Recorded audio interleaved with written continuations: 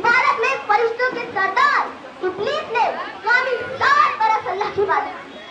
तरी जमीन का कोई कोशा और कोई कोना ऐसा नहीं है जहाँ उसने सर ना रगड़ा हो।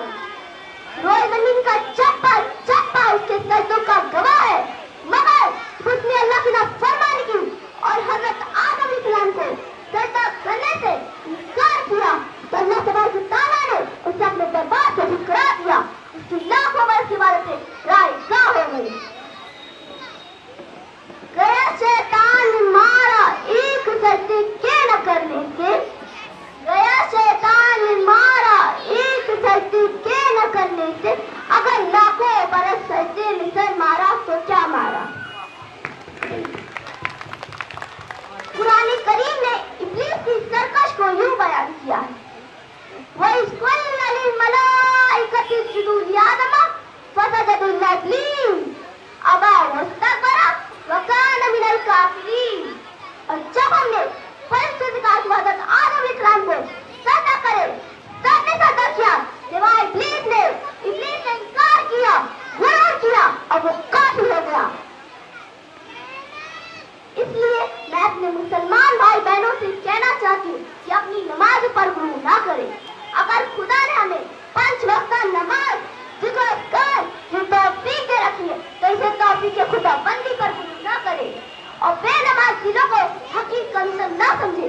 क्या पता आज जिसे हम हकीक समझ है कल वो अल्लाह के दरबार में इज्जत और अजमत वाला हो और उसे जन्नत का परवाना मिल जाए और हम अपनी किसी गुनाह की वजह से दोज़ख के मुस्तहिक ठहरे। हज़रत सिद्दीक़ अकबर रज़ियल्लाहु अन्हु का इरशाद है कि आप सल्लल्लाहु अलैहि वसल्लम इरशाद फरमाते, किसी मुसलमान को हकीक मत समझो। क्या पता आज जिसे हम हकीक समझ रहे हैं कल वो अल्लाह के नजदीक कबीर हो।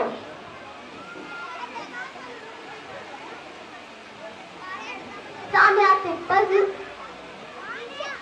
अल्लाह रब्बुल इज्जत ने इंसानों को मिट्टी से पैदा किया ताकि उसके सामने अकड़ नहीं, उसके सामने सरकशी न करे, उसकी जमीन पर फसाद न फैलाए।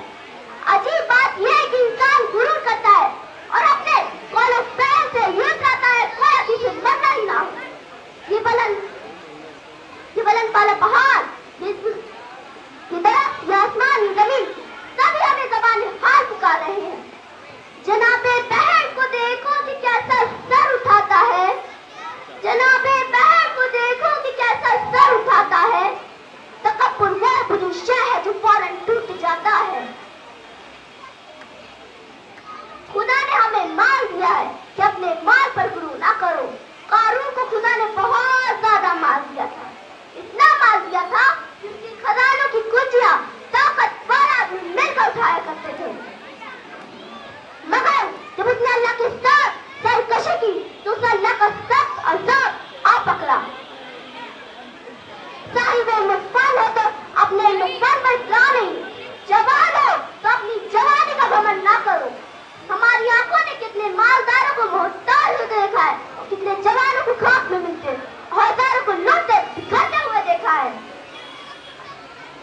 ताज की पर तुम अपनी इस कदम ना इतराओ, ताज की पर तुम अपनी इस कदम ना इतराओ, फूल बन गए हैं मुरझाना है कली का मुस्तक़बिल।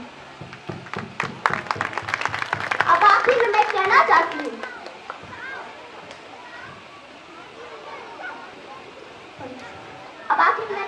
कि अल्लाह तबारक व तआला से मैं दुआ करती हूँ कि हम सबको तकब्बुर जैसी बुरी शय से महफूज रखे और हम सबसे राजी हो जाए। आमीन।